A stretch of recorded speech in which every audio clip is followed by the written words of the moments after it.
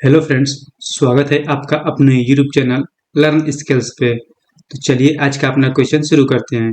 Question है, विच institution controls the functioning of banks. ने कौन सी संस्था बैंकों के कामकाज पर नियंत्रण रखती है, या फिर इनमें से किस संस्था के द्वारा बैंकों के कामकाज पर नियंत्रण रखा जाता है। रिजर्व बैंक के द्वारा बैंकों के कामकाज पर नियंत्रण रखा जाता है। रिजर्व बैंक बैंकों के कामकाज पर नियंत्रण रखती है। इसकी स्थापना की बात कर लें तो जो रिजर्व बैंक है उसकी स्थापना 1 अप्रैल 1935 को की गई थी, यानी 1 अप्रैल 1935 को रिजर्व बैंक की स्थापना की गई थी और 1 जनवरी 1949 को इसका राष्ट्रीयकरण कर दिया गया। 1 जनवरी 1949 को इसका राष्ट्रीयकरण कर दिया गया। तो इसका राइट आंसर हो जाएगा ऑप्शन यानी कि reserve bank. Economics is related to which of the following. अर्थशास्त्र का संबंध इनमें से किससे है। गवर्नमेंट, पॉलिटिक्स, एजुकेशन या फिर मनी। तो जो अर्थशास्त्र है, अच्छा अर्थशास्त्र के लेखक कौन है, फिर अर्थशास्त्र पुस्तक है इसको किस व्यक्ति ने लिखा है। तो जो अर्थशास्त्र है उसको एक कौटिल्य नाम के व्यक्ति ने लिखा है। इनका नाम आप लोगों ने सुना होगा। तो अर्थशास्त्र पुस्तक के लेखक कौन जाएंगे, तो जाएंगे कौटिल्य। और यह पुस्तक किससे संबंधित है, तो संबंधित है पॉलिटिक्स यानी कि फिर राजनीति से। तो इसका आंसर जाएगा ऑप्शन बी, यानी कि जो अर्थशास्त्र है उसका संबंध इनमें से पॉलिटिक्स से है। Who build the red fort. लाल किले का निर्माण किसने कराया था। तो लाल किला कहाँ पर स्थित है, तो हो जाएगा दिल्ली में। जो लाल किला है वो कहाँ पर स्थित है, तो दिल्ली में। और इसका जो निर्माण है वो जो मुगल बादशाह शाहजहां थे, शाहजहां के द्वारा 1648 में कराया गया था। और एक आता है आगरे का किला, या फिर उसे आगरे का लाल किला भी कहा जाता है, और उसका निर्माण अकबर ने 1573 में करवाया था। तो इसका राइट आंसर हो जाएगा ऑप्शन डी, यानी कि शाहजहां ने लाल किले का निर्माण 1648 में कराया था। नेक्स्ट क्वेश्चन है, in whose memory was the Taj Mahal built. Taj Mahal का निर्माण किसकी याद में कराया गया था। किसने नहीं यहाँ पर दिया है, किसकी याद में कराया गया था। तो यहाँ पर शाहजहां दिया है तो ये बिल्कुल नहीं होगा। तो किसकी याद में कराया गया था, तो मुगल बादशाह शाहजहां थे और उनकी पत्नी थी जिनका नाम था मुमताज महल। तो ये मुगल बादशाह शाहजहां के द्वारा मुमताज महल की याद में ताजमहल का निर्माण 1653 में किया गया था। 1653 में इसका निर्माण किया गया था। और जो ताजमहल है वो सफेद मार्बल से बना हुआ है। तो इसका राइट आंसर हो जाएगा option C. The Kailash temple of Ellora was built by. Ellora के कैलाश मंदिर का निर्माण इनमें से किसके द्वारा कराया गया था। तो एलोरा का किस राज्य में पड़ता है, तो वो पड़ता है महाराष्ट्र राज्य में। तो एलोरा महाराष्ट्र राज्य में स्थित है। और यहाँ पर जो राष्ट्रकूट थे इनके द्वारा कई मंदिरों का निर्माण कराया गया, जिसमें से जो कैलाश मंदिर है वो सर्वाधिक प्रसिद्ध है और इसे पहाड़ के ऊपर की तरफ से काटकर आकार दिया गया है। इसका निर्माण जो राष्ट्रकूट शासक कृष्ण प्रथम थे, कृष्ण प्रथम, उन्होंने इसका निर्माण करवाया था। तो इसका सही हो जाएगा राष्ट्रकूटों के द्वारा। Dilwara temple are example of. Dilwara मंदिर जैन आर्किटेक्चर का एक एग्जाम्पल है।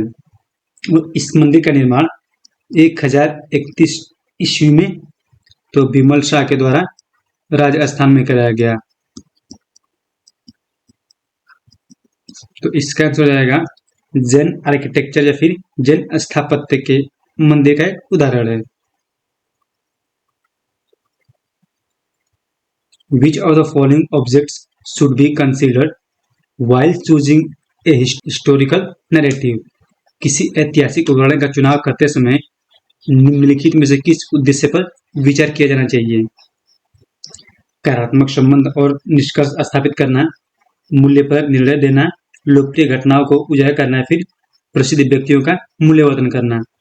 तो इसका राइट आंसर हो जाएगा किसी ऐतिहासिक उदाहरण का चुनाव करते समय हमें कार्यात्मक संबंध और निष्कर्ष स्थापित किए जाने पर विचार किया जाना चाहिए। तो इसका राइट आंसर हो जाएगा establishing causal relationship and conclusion, यानी ऑप्शन ए।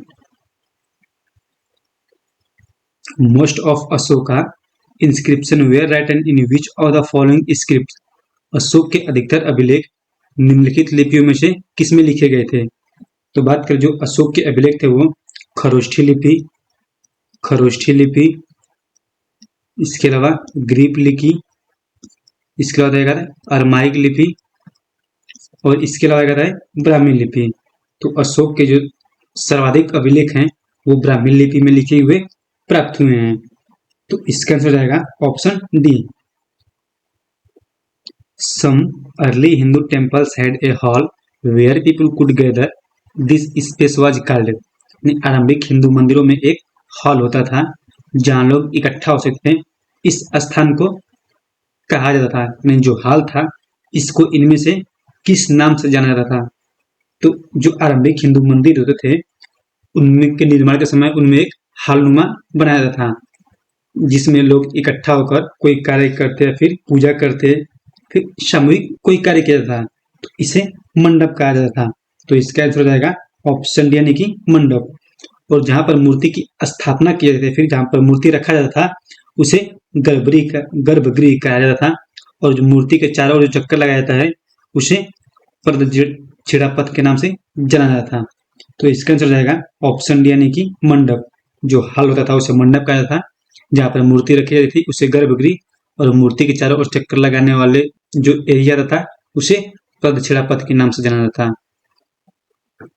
अगला क्वेश्चन है हैगियोग्राफी इज रिलेटेड टू, तो जो हैगियोग्राफी है वो इनमें से किससे संबंधित है। तो वो संबंधित है संत के जीवनी लेखन से, यानी ऑप्शन है from the biography of a saint. इसमें संतों के जो चमत्कारिक व्यक्तित्व हैं उनका वर्णन किया जाता है। तो इसका राइट आंसर हो जाएगा ऑप्शन ए।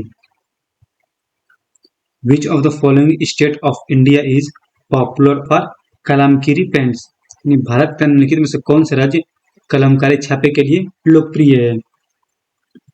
कलमकारी छापे के लिए आंध्र प्रदेश राज्य लोकप्रिय है, और यह रंगोली का ही एक रूप होता है।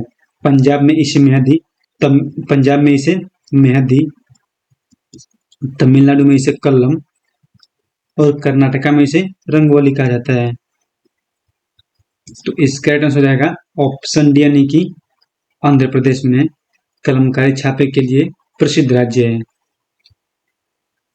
Gompas found in Ladakh are, Ladakh में पाए जाने वाले गम्पास हैं, जो लद्दाख में पाए जाने वाले गम्पास हैं उसको इनमें से किस नाम से जाना जाता है।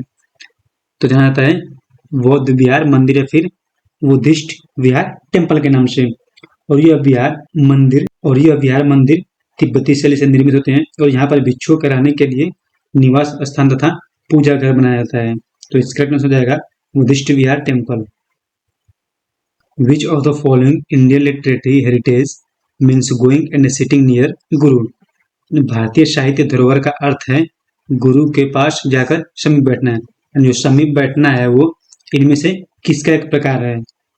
तो वो प्रकार हो जाएगा उपनिषद का, और जो उपनिषद है वो दो शब्दों से मिलकर बना है, पहला है उप और दूसरा है निषद।